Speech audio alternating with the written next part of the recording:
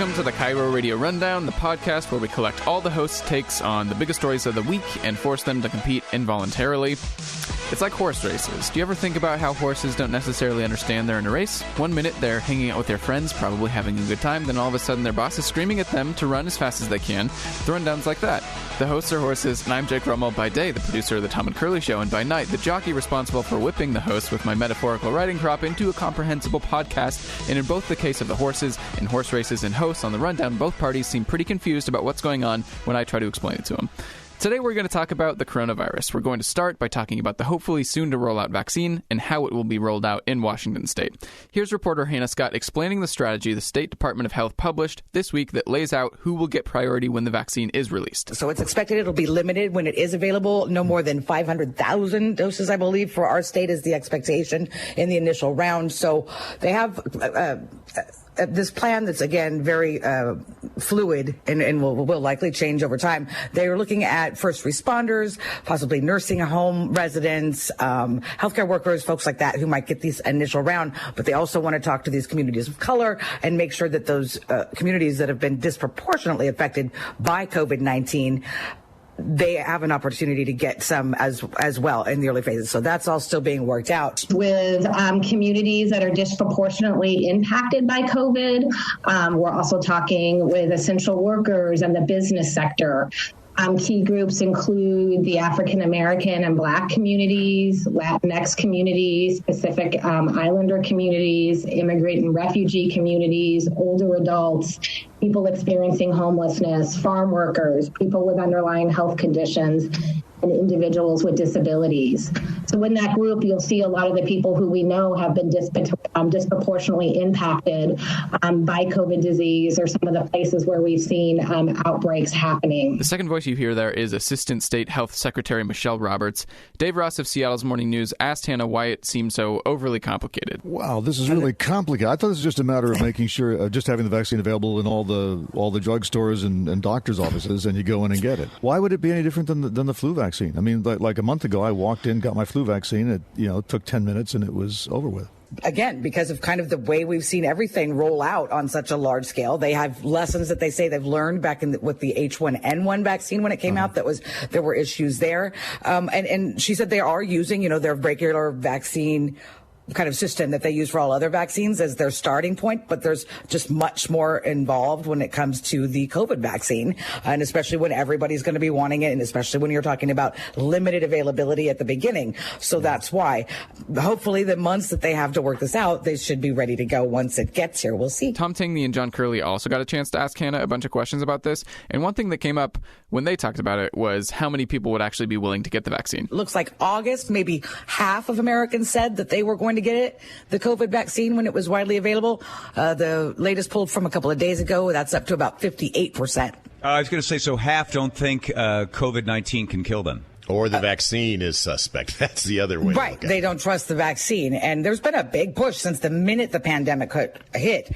The anti-vaccination folks in our state have been preparing for when the vaccination is going to be here. There's always worries and rumors about whether it's going to be mandatory, things like that. And so they've got their own crowds working it as well. John broadened the conversation quite a bit by bringing up this 2006 flu vaccine study about who it's most helpful to give vaccines to first. In 2006, we talked about flu vaccines, and they did a study, and what they found was you can either go for mortality or you can go for transmission. So you say, the 65-year-old is less likely to have the antibodies that could help convert the vaccine into properly sort of vaccinating the individual from getting it. So rather than giving a vaccine to the 65-year-old, give it to a 14 to 50-year-old who is more likely to possibly transmit it to the 65-year-old instead of giving it to the 65 and older, because their body isn't able to, have the thing work properly through their immune system. And they did a study in 1968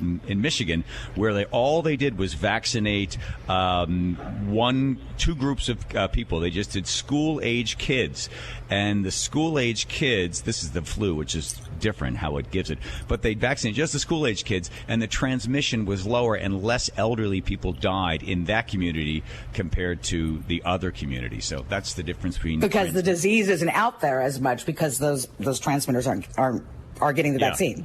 Yeah. Tom, you'll be in line. You're going to be first in line. Well, actually, I'd rather my mother be first in line. But you raise all sorts of really fascinating, philosophical, and troubling issues, I suppose, if we got to the point where we had to decide between saving my 89-year-old mother or saving, a 40-year-old African-American or whomever. Those kinds of choices, I think, are not going to have to be made, at least yet. And none of it's going to matter unless they get a lot more buy-in from the community than 58%. The rest of the shows didn't get into the nitty-gritty of the vaccine situation, but they still had plenty to say about COVID. Here's Jackstein filling in for Dory, making a case for reopening schools. So this study comes out, and it says more than 200,000 K through 12 students across 47 states. The Wall Street Journal reports Wednesday shows that the coronavirus case rate is minuscule, 0.13%, leaving critics of virtual and hybrid learning programs demanding that students be allowed to return to in-classroom instruction, to which I say yes, 100%. Now, people say to me, critics of Jackstein say to me, they say, Jack, think of the teachers. You are literally telling those teachers to go back to work and to enter their graves. How dare you? To which I say, hey, well, wait a minute. Let's say that a group of teachers are at risk. Why can't they Zoom room in? Why can't they be a fun little TV in the front of the classroom? Why can't that be a thing? Why do we have to have it one way or the other? Why does it have to be totally 100% one way or 100% the other way? Why don't we just split the baby? Seems to make a lot of sense to me to just say, okay, well, there are certain teachers who are at risk, certain older teachers. Maybe they're in their 60s, maybe they're in their 70s, maybe they're a smoker, maybe they're asthmatic, maybe they got diabetes. Have them Zoom room in, and we'll just take care of it that way. And then people say, well, Jack, what? You're just going to let the children run around? It's going to be total anarchy. Who's going to coordinate the children? Who's going to take them to PE? Who's going to open up their milk boxes? To which I say, well, why don't we get a bunch of young college students who want teaching credentials, or people who are already in the teaching credential program, and we have them go and we have them be yard duties and hall monitors and teachers' assistants who are actually in the classroom. Talk about young people who are maybe they're 23, 24, 25 years old, who are not at risk or as at a high of risk of contracting COVID-19. You can split the baby on these kinds of things. You can really try to figure out a way, a system for kids to go back to school. But I am under the impression that nobody wants to hear that. All right, moving over to the G and Ursula show. And I don't think I've ever actually done this before. They had producer Andrew Lanier, also known as Chef, chime in to talk about how frustrated he is with the behavior of the society at large. Yeah, most people are wearing masks, but most people are stretching the number of people that they see each week. Most people are stretching it on, oh, you know what, it's okay, we've seen each other a couple times, go ahead and come indoors, yeah, it's cool, take your mask off. All those uncomfortable conversations. I have to be honest, I'm feeling a little bit upset this morning because I feel like I have been doing everything the right way. I haven't seen my friends in, I don't know, this whole time. I know. I think you've been the best. And I'm doing that because I'm allowing other people within my household to sort of pick up that slack. If we move backwards, which is entirely possible, we're not going to go all the way back to phase one, but we can see preschools close. We can see moms and dads lose their jobs and give up their careers because other people were making selfish decisions. We can delay the point where we can see our grandparents again. Don't forget that anyone who's stuck in a long-term care facility, my dad, they are taking the brunt of this. They are taking the brunt. They will be the very last in line to have things return to normal. I'm just very frustrated, especially seeing the messages that came in last week with all the people saying, nothing's changing for Thanksgiving. We're going to have 35 people over. Well, you know what? I'm not seeing my extended family. We had to have the conversation last night. Oh, it's climbing back up? I guess it's just us. And I think a lot of other families are in that same position, and people who have been doing the right thing are frustrated. This led to G and Ursula considering how they might alter their plans heading into the winter. Is there going to be any sacrifice you're going to make? So I guess I can start with myself. Lately, as you guys know, I have an addictive personality, so I'm no longer doing delivery services. Mm-hmm. I'm now at the gym every single day. Mm-hmm. So I guess the question would be is this: am I willing to cut that in half? I don't want us to get back to the very beginning when everything had to shut down. That's not good for our mental health. That is not good for anything. That's not good for business. But already this week, I scaled back on the number of times that I went out. So I'm going to try to do little things. I'm not trying to say I'm going to become a hermit, but I think earlier in the week you were saying I think we're all doing the best that we can. clearly we're not. And so clearly there's room for improvement. And I'm not going to tell other people what they can do. I'm just going to look at myself. Okay, last thing. This isn't related to anything we've talked about on the show today, but this episode is dropping right as the presidential debate is going on. Today on the Tom and Curly Show, leading up to the debate, we talked about what you might expect. John suggested an entirely novel debate format. Obviously, if you're listening to this anytime after the debate happened, you know more about it than we did when John said this, but I'm still pretty sure I'd rather see the debate that John suggests than the one they actually did. What do you think about this? I think this would be better for American people.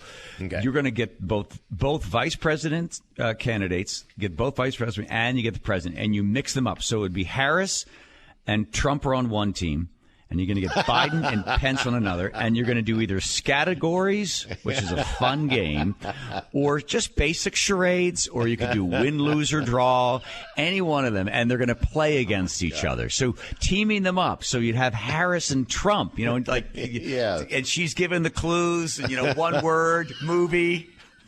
The password is right to the stars. I would pay money to see. I would watch Pence. that. Pence. Would watch. Oh, Pence. But just Pence play categories or anything. I think it'd be hilarious. Anything that you'd have to get, because he is so controlled that it would be hilarious to have to see him improvise. Yeah, let's do Pence playing charades. I'd pay good money to see that. Right. I like it. That would be fun. And the topic is Academy Award-winning movies, right? And then, what Trump doing? To me, that is. Then they've got to work together because it's all about working together. The rest of the stuff you don't learn anything anyway. Who cares? Right. Hello, it's me.